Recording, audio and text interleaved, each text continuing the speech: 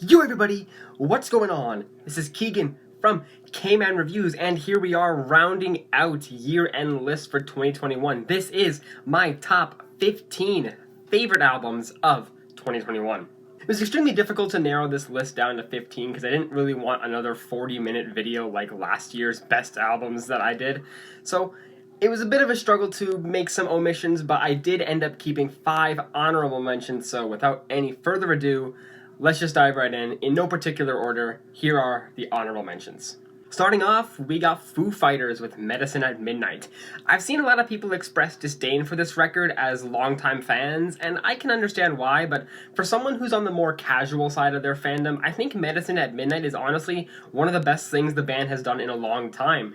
Every song remains memorable, whether that be in Dave Grohl's strong voice, a catchy riff, or a good chorus. While it may seem clean and polished to the more diehard listener, to me, this was just a fun album. The second honorable mention goes to Travis Tritt with Set in Stone. When it comes to country music released in 2021, you're not going to find a better release than this. My favorite country album of the year by far. This definitely feels like the classic country my family likes, especially the late 80s and 90s country, but just beautified for the modern era, and it is just glorious.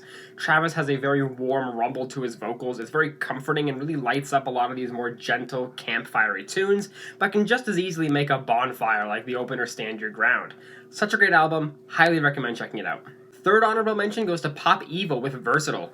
A very similar case to Foo Fighters' album. People didn't really seem to care about this one because it was too clean and sterile, overproduced and uninspired.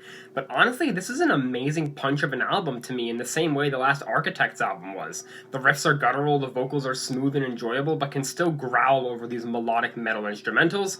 Every track feels captivating and powerful. I don't really see what's not to like here. Amazing album, check it out if you haven't. Fourth honorable mention goes to Lana Del Rey with Chemtrails Over the Country Club. Lana dropped 2 albums this year, and in my honest opinion, there's no competition as to which one is better. While I still can't stand the opener White Dress at all, the rest of the album feels like the style of NFR, but just watered down a little bit. It's much more minimalist, elegant, very easy on the ears, also aided by Lana's soft and warm vocals throughout a majority of this album. I guess the best I can put this album is that it's very dreamy. It's not a splendorous masterpiece like NFR, but it also doesn't overstay its welcome like its successor Blue Banisters, just a very nice record. And the fifth and final honorable mention goes to Rise Against with Nowhere Generation. I'm at least happy this rock album from this year didn't seem to get as much scorn as Foo Fighters or Pop Evil. I got 1 out of 3 right. I'll take it. But yeah, I've always loved Rise Against. One of the few bands that really stuck with me from Guitar Hero 3 along with Queens of the Stone Age and Slipknot.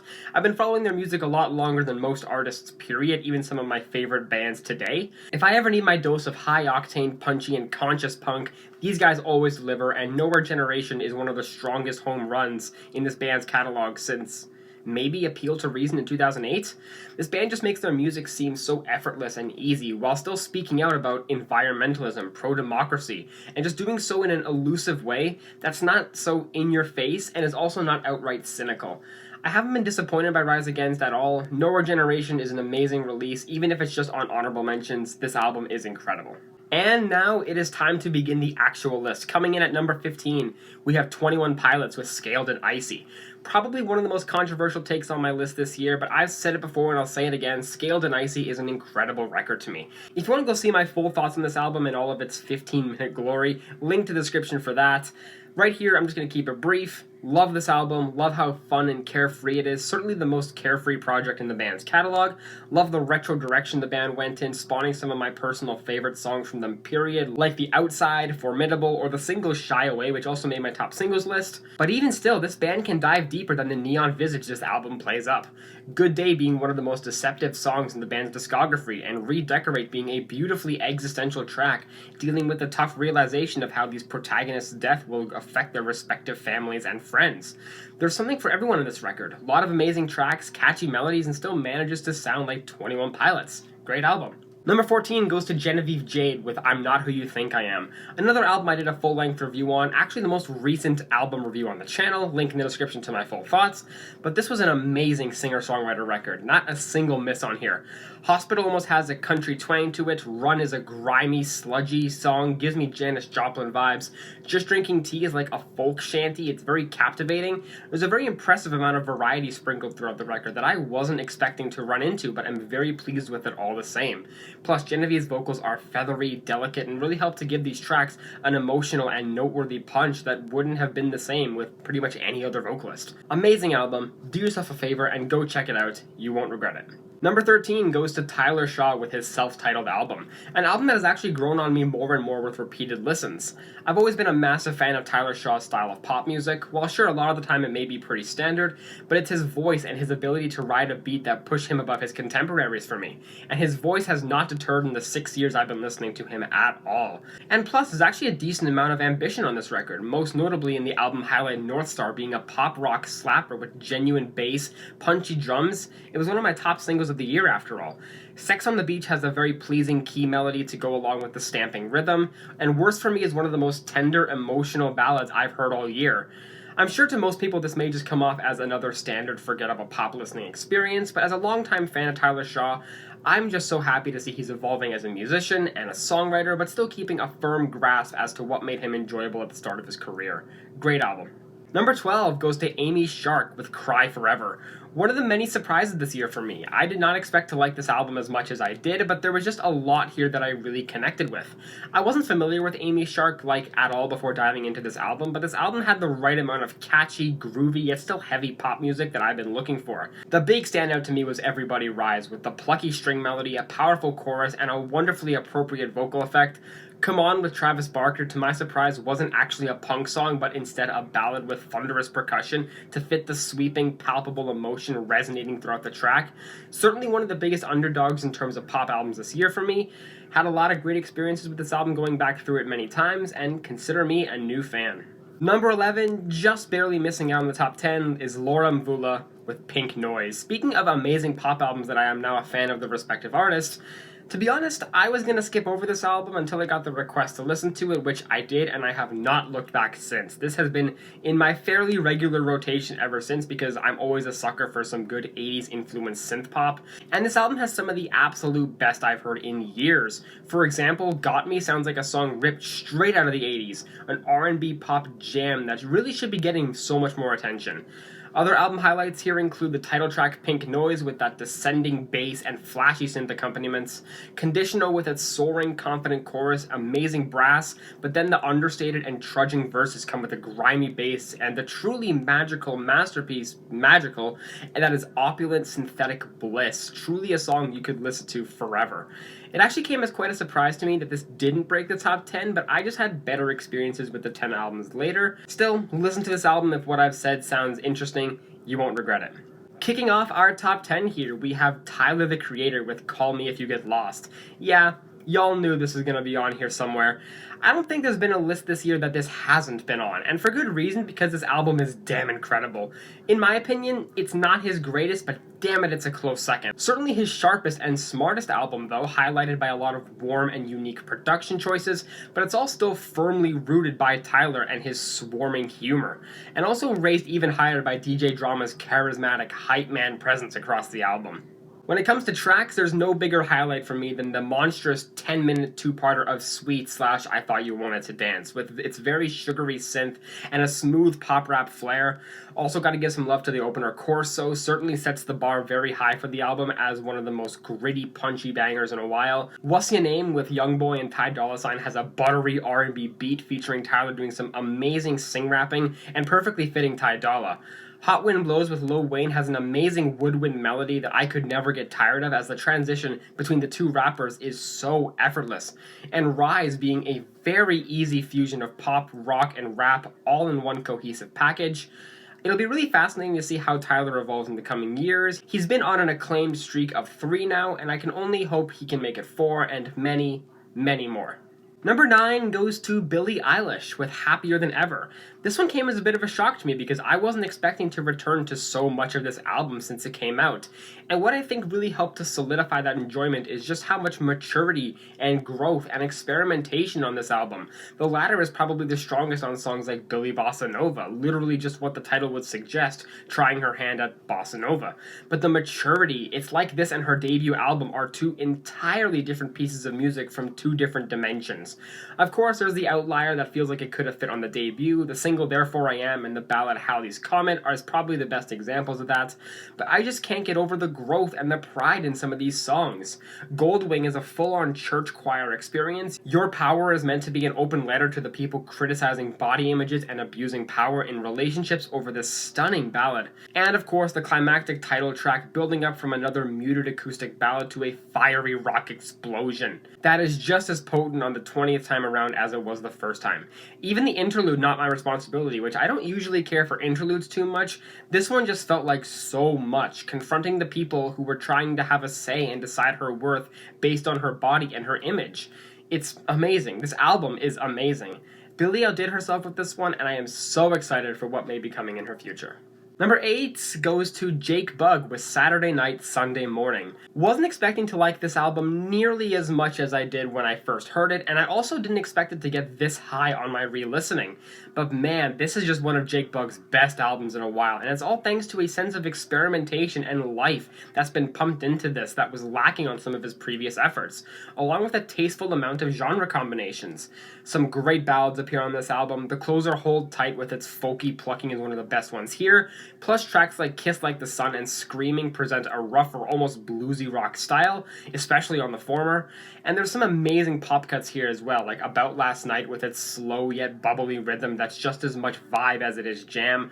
Opener and lead single All I Need has a skipping bass and energetic melody that make an amazing jam of a song. And Lost has been in my constant rotation ever since I first heard it. I adore the vocal melody, the bass is infectious, the whole track has a sticky kick to it. It's a very fun listen, much like this entire album. It was fun. One of my favorite releases of his to date. I look forward to whatever may be next. Excellent stuff. Number 7 goes to Brockhampton with Roadrunner, New Light, New Machine. God, I'm just so angry how this album plummeted off the radar throughout the year, and to an extent, it wasn't even the album's fault. There were just so many big names that released music this year. Look at Adele, Taylor Swift re-recorded Red, and the now gonna be infamous struggle between Kanye and Drake. Brockhampton didn't really have a choice but to fall to the wayside, while the superstars took the spotlight. And despite all that, this album stuck with me incessantly and was one of my favorite rap albums this year. Roadrunner feels like the culmination of Brockhampton from the past 3 years, probably from about Iridescence onwards, taking some of the banger moments from that record, yet also factoring in the emotional and vulnerable state that was Ginger. Sprinkle in a few amazing features here and there, and you've got this album. Take the highlight and my personal favorite track, Don't Shoot Up the Party, probably the most reminiscent of the Saturation trilogy. Then you get Bankroll with ASAP members Rocky and Fur, which has a very atypical beat for Brockhampton in that it's almost a normal trap beat, but there's so much energy here you can't help but rave along to it. The emotional moments here are just as high, but no higher than the song The Light, an electric guitar-driven track that plays like an open book. Joba and Kevin bearing their souls and their demons. It's one of the most crushing songs the band has ever released, and they've also put out Summer, so that should tell you just how powerful this song is. Very, very happy with this album. Brockhampton have not missed at all in my eyes. Apparently they're going to be calling it quits soon, supposedly, and I just gotta say, if this is the last album we get, I'm just happy that I got to see this band grow from the very beginning. Best boy band since One Direction, indeed. Number 6 goes to JPEG Mafia with LP. Peggy has always been an artist I enjoyed, but was never head over heels for. I really liked his album Veteran. All My Heroes Are Cornballs I thought was good, but it didn't leave the biggest impact on me. But I am so glad this newest album of his, LP, really swept me off of my feet, and I was extremely impressed by just how engaging and exciting and captivating that album is, and manages to maintain that for all of 50 minutes in its 18 tracks. Not to mention such a creative and imaginative listen. There's not a single moment that feels tired or done to death. Take End Credits, for example, that has a full-on hard rock stadium anthemic vibe to it. Sick, Nervous, and Broke features some grimy bopping beat with what sounds like hollow pots and pans being tapped. As Peggy delivers a song in a very hype way, it almost feels like he's his own rap collective, going through a few different vocal tones and cadences as well. And BMT has a very abrasive, distorted beat that actually audibly peaks at times in the mix. But come on, if you're not destroying your entire living room to this song in a blind rage, you're not listening to the song correctly. I also really enjoy Are You Happy with its muted, sharp beat, but it still has some quirky synth work, gorgeous R&B flavored harmonies, and Peggy rapping like he's over some phone call, adding another appropriate style to this album's arsenal. My best word to describe this album is that I wasn't bored during a lot of it, like a lot of rap albums this year made me, and it really stood out in that field too. I look forward to whatever Peggy may have coming next, and for the first time I can confidently say, as a fan, I'm excited for whatever that may be. Number 5. Here's another controversial one. We got Futuristic and Michael Minnelli with I Know What You're Thinking, and I know exactly what some of you are thinking right now. What the hell is this corny-ass YouTube rapper doing in a top 5 of a year-end list? And I'll tell you why, because this album is absolutely incredible. Admittedly, I do have a little bit of a bias. Futuristic was one of my first introductions to rap music outside of what my family listens to. I first discovered his viral singles from back in 2015, and I have been following him and his career very closely ever since. And in my opinion, what separates him from his contemporaries is instead of being strongly in that scene with the Mac Lethals and Gons and all them, Futuristic has had many moments where he falls into a gray area. He's not above some basic rap tropes like flexing and money bragging, and he's also not afraid to be vulnerable and express himself more and experiment stylistically, and certainly does so on this album here. First off, and I gotta get this out first, Michael Minnelli is a fucking treasure. This guy is incredibly talented, he's an amazing singer, a gripping, deeper and soulful voice, but is also very capable of spitting out his own verse with a charismatic and catchy cadence, like on the track Gone, which is purely a bar track. I also gotta shout out the track Ghost, letting both artists here flex their abilities multiple times. It's got a bouncy chorus, while Nomi has a serene synthetic melody, being an amazing vibe, while Futuristic delivers a smooth verse over it. And the closer Flowers is genuinely heartwarming about living your life to its fullest. You only get one life after all. But yeah, this is honestly one of Futuristic's best albums, period. I know he literally just released an album as well, like yesterday, so I'll definitely be diving into that as well. And I'll also be really excited to see where Michael Minnelli goes after this, because I think he's got a real career ahead of him. Check this album out if you haven't. Number 4 goes to Little Simz with Sometimes I Might Be Introvert. Now this was the best rap album I heard in 2021, and frankly, I wasn't expecting it to be. I always get skeptical when it comes to longer albums, though sometimes I get very surprised. Case in point, the JPEG Mafia album. And of course, this Little Simz album here. Truly a miraculous achievement. The album only cements Simz' undeniable musical talent, and only adds to her list of accomplishments. Even at the 1 hour and 5 minute mark, I don't think there's a single miss in this entire album, starting from the opulent, triumphant, flashy introduction track Introvert, to the almost jazzy closing Misunderstood. There's not a single track on here that feels like it's filler or could be cut from the track list at all. I think what I like best about this album is how warm, colorful, and intimate it is. The instrumentation is so comforting, whether it's some R&B jazz-tinged vibe tracks like How Did You Get Here and Standing Ovation, or just some experimental rap banger like Fear No Man or Rolling Stone.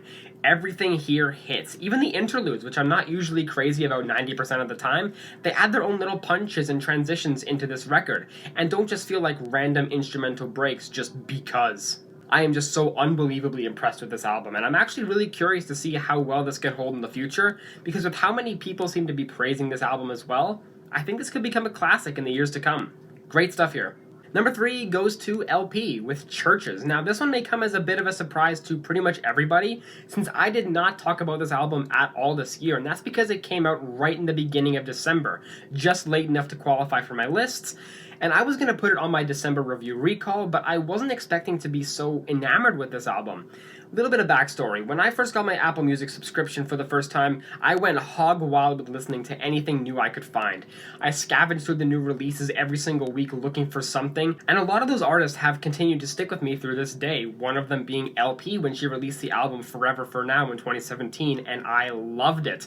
Went through the rest of her discography and have been a fan ever since. So listening to this new album, Churches, my god, I think this is my favorite album from her. Chock full of tonal and stylistic shifts, this 15-track album is never a boring listen, and really led forward by LP's phenomenal, commanding singing voice. Whether it's over indie pop jams or folky emotional ballads, her vocals are just so good and so consistent over this album. Case in point, the gentle sounding yet simultaneous gut punch of Rainbow, sharing the struggles of self-acceptance over a soft, plucky guitar. The title track is one of the most heavenly experiences I've had this year. How Low Can You Go has a stamping rhythm to it with a foggy chorus that almost feels haunting. Everybody's Fallen in Love is an amazing pop song with some sharp writing, sweet vocals, and a very soothing, almost tropical chorus. And Conversation, being the 4-minute and 46-second behemoth in the album, has been an obsession of mine since I first heard it. Listen, if you don't know who LP is, please check her out and this album. In fact, do yourself a favor and indulge in some LP. You won't regret it. Now, I just want to make this clear. Placing these next 2 albums in a list was impossible, and in fact, I really had to sit down and think which of these 2 albums was better. This opinion of mine here on this video may be very well outdated in like a week because my opinion has changed. That's how close these 2 albums are. But at the time of recording this is where my opinion stands. So at number 2, we have Silk Sonic with An Evening with Silk Sonic. Yeah, come on. You knew this had to be on here somewhere. How can I not put one of the most successful and most fruitious attempts at a genre revival in the past maybe decade on this list? And I couldn't have asked for 2 more appropriate artists to bring back and refurbish the gem that is 70s soul. Non-stop energy emanates through this album. There is so much charisma and flavor and life. It is pretty much irresistible. And I think it was actually a decent idea to make the album a shorter listen. It really ramps up the replay value tenfold, makes me come back for more. It's almost tantalizing how much more I want from this. But with what they did here with this album is truly magical. Like, look at tracks like Skate, Fly As Me, Smoking Out the Window, and you try not to get hooked in these infectious melodies and vivacious performances. Then you get the smoother tracks as well. Leave the Door Open is the perfect way to kick off this album with its buttery, opulent beat, rich, multi-layered harmonies, quirky, witty punchlines. There wasn't a better choice on this album for a lead-off single. Put On a Smile is a beautiful, luscious ballad that reminds me of one of the slower tracks from Bruno's last solo album, 24 Karat Magic, which were some of my favorite moments on that album too. And of course, the Thundercat collaboration After Last Night is just so smooth. The performances, the glittery synthwork, the punchy percussion, and Bootsy Collins' effortless narration. Everything about this album is just such a treat. Hopefully Silk Sonic persists as a musical group and pushes this sound a bit further going forward. But as it stands, what an amazing album, and only makes me want a second evening here. And here we are, folks. We are at the number 1, my favorite album of 2021. What is it? Well, it's Luke Hemmings with When Facing the Things We Turn Away From.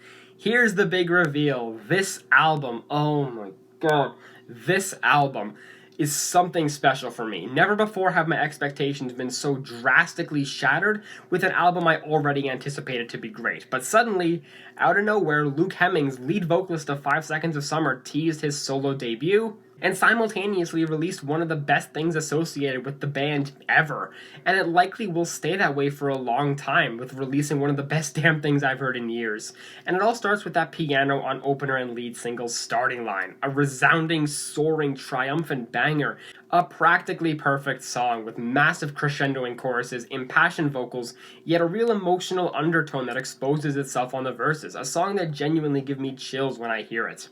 There are so many powerful gut punches across this record. Take Another Single Place in Me, a melancholic acoustic guitar-driven song dealing with the outcome of a big fight in a relationship, reflecting on your wrongs and apologizing, admitting your flaws through a vulnerable telephone message. And also look at the song Mum, a heartbreaking ode to family, and how sometimes when we get older, we start to lose contact with them, especially when we get busy with our day-to-day life. The loud, booming chorus really personifies this guilt just being expelled into song. Of course, the album isn't above some amazing light tunes as well. Saigon is a pleasant song with some sparkling synthwork, hissing drums, sunny tropical guitar. It's one of the best vibes on the record, as is Diamonds, with its dense wall of synth and percussion, and some amazingly captivating vocal work. So yes, this was my album of 2021, and to me, it's a very therapeutic album, one that I can just turn on and instantly empathize with these lyrics, yet also just get lost in these instrumentals. If you haven't listened to it, please make sure you do. I think the album is absolutely phenomenal, a resounding achievement for a debut album. Alrighty, folks, and that is going to close it for year-end list for 2021. Thank you all so much for watching. If you enjoyed, make sure to like, comment, and subscribe. Links to all my social medias as well will be in the description. Also, my Discord server if you would like to come join. That way is the easiest way to connect with me. So, link is in the description if you want to come join. But anyway, thank you everybody so much for watching. I will see you in the next one. Peace.